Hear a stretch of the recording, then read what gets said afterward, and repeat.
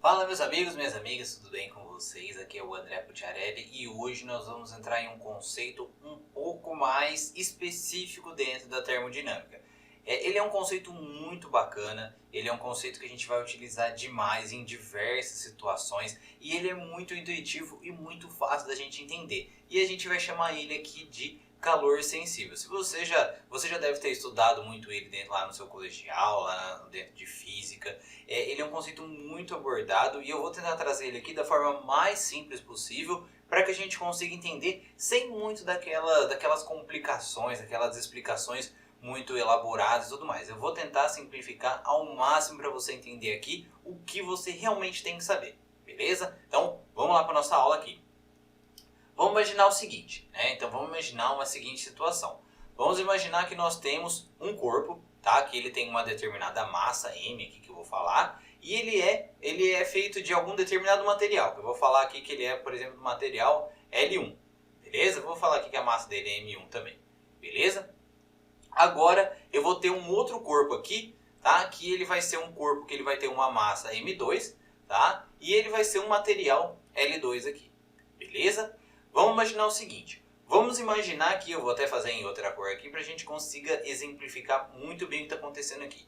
Vamos imaginar que esse corpo aqui, ele vai receber uma certa quantidade de calor que eu vou chamar de Q, beleza? Então ele recebeu uma certa quantidade de calor e esse calor vai tentar fazer o quê? Vai tentar fazer com que ele aumente a sua temperatura, beleza? Só que eu também vou inserir a mesma quantidade de calor nesse meu corpo aqui. Então ele vai receber uma quantidade de calor que eu vou chamar também de Q, beleza?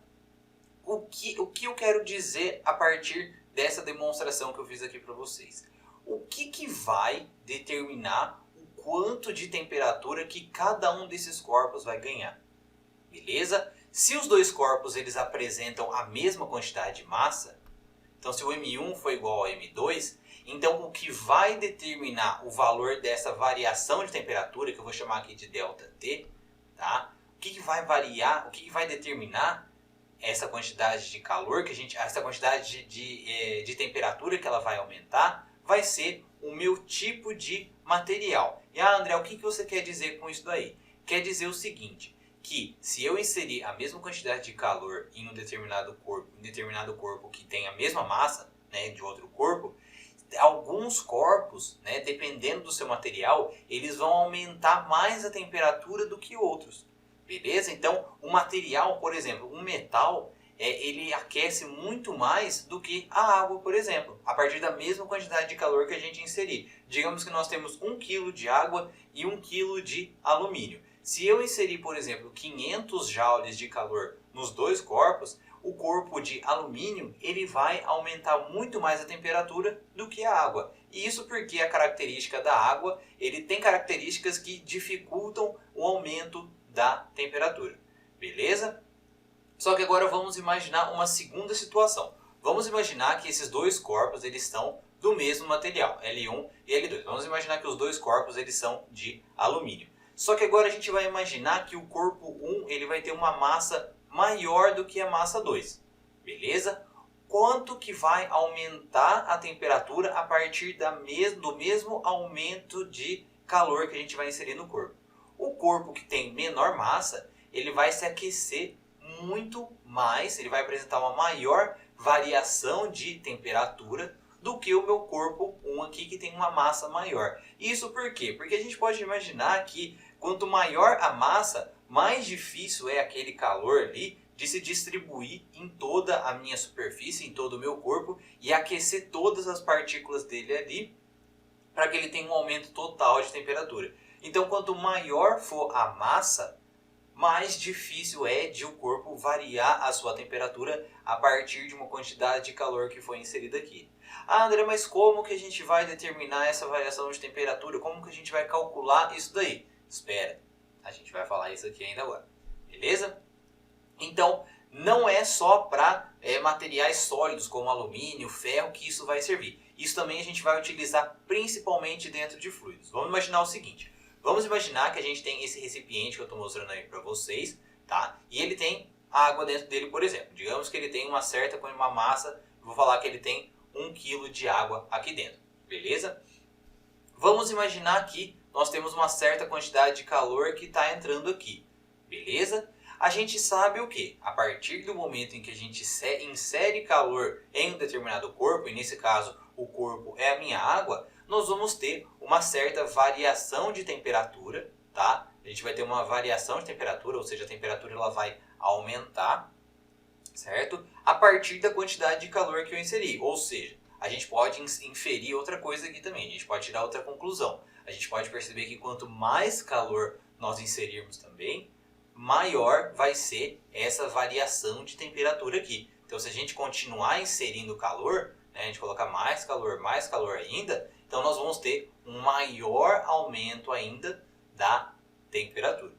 Beleza? Então, é isso que a gente tem que entender sobre calor sensível. O calor sensível, vamos concluir o que ele é. É aquele calor que a gente insere em um determinado corpo, seja ele fluido, ou seja ele sólido, ou seja ele um gás, né, ou seja ele líquido, gás ou sólido, e a partir de inserir calor nesse meu corpo, eu vou ter o quê? Eu vou ter a variação de temperatura, beleza? Calor sensível está relacionado com variação de temperatura, beleza?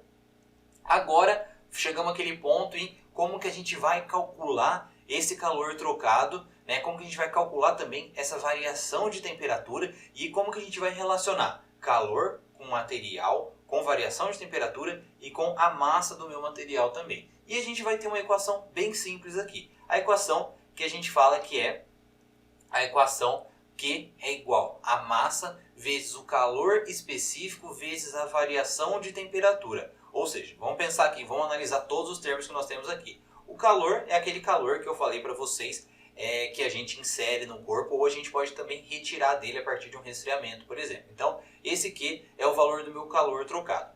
O M vai ser o valor da massa do meu corpo, por exemplo, da massa de alumínio que eu tenho, da massa de água, da quantidade de massa que eu tenho ali. O calor específico, ele vai relacionar qual material que eu tenho. E eu vou ter um valor de calor específico para cada material. Por exemplo, o da água, ele tem um determinado valor, que é 4,2 joules por quilo por grau Celsius.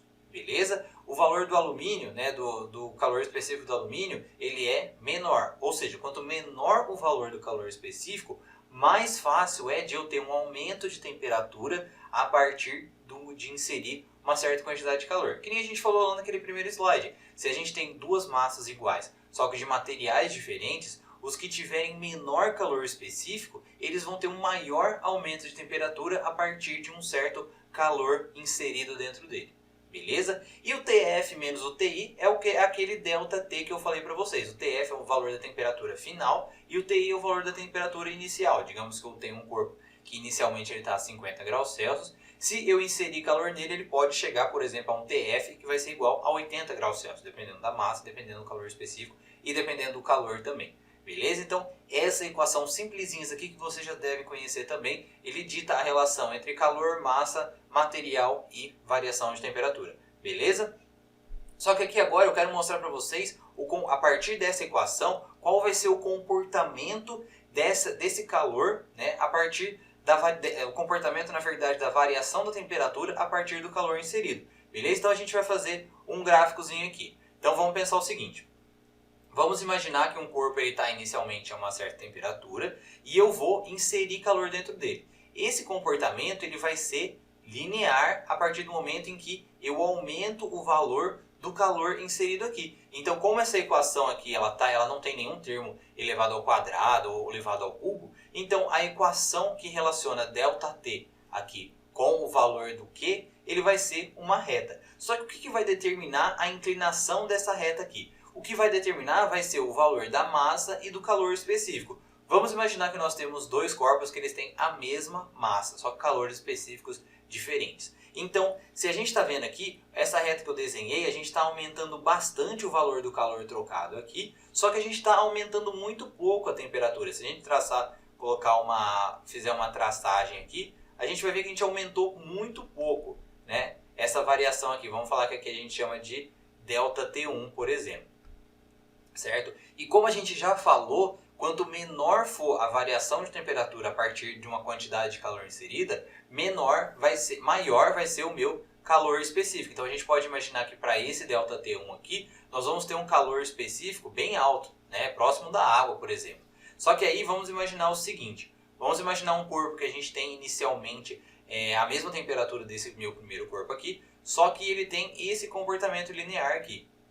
Tá? A gente vê que então a variação de temperatura dele, ela foi bem alta, tá? Então a gente tem um ΔT2 bem maior do que o ΔT1. A gente pode imaginar então que o C2 ele vai ser bem baixo, né? Bem menor do que o C1, porque a facilidade dele de aumentar a temperatura a partir do calor inserido, ela é muito maior do que, por exemplo, do corpo C1, beleza? Então, gente, era isso que eu queria mostrar aqui para vocês. Então é só para a gente relacionar calor sensível com variação de temperatura, é o que realmente é a base do que a gente que eu quis mostrar aqui dentro dessa aula aqui.